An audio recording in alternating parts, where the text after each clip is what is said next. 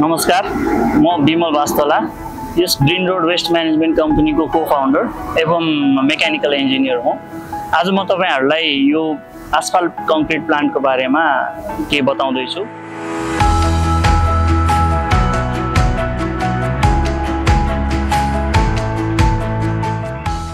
Normally जसरी RMC बाट हामीले कङ्क्रिट को लागि चाहिँ आरएमसी मा तयार पारेर ढलान बनाउनको लागि लिएर जान्थ्यौं, त्यस्तै नै यो आस्फाल्ट कङ्क्रिट भनेको रोड बिटुमिनस रोड अलकत्रे वाला रोड बनाउनको लागि हामीले एक ठाउँमा नै सेन्ट्रल मिक्सिङमा नै हामीले मिक्स गरेर चाहिँ यसलाई चाहिँ रोड लेइङको लागि लिएर जान्छौं।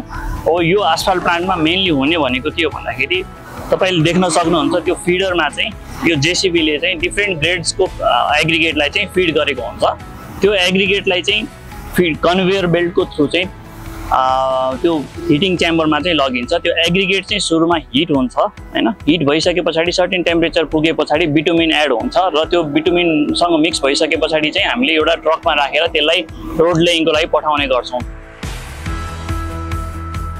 यो भयो नर्मल तरिकाले बनाइने आस्फाल्ट कङ्क्रिट रोड।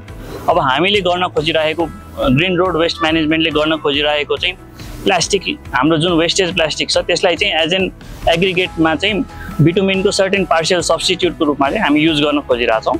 यही प्रोसेसमा अघि भने अनुसार नै जब एग्रिगेट चाहिँ कन्भेयर बेल्टको थ्रु चाहिँ हिटिङमा जान्छ त्यही बेलामै हामीले प्लास्टिक पनि एग्रिगेटसँगै पठाउने गर्छौँ।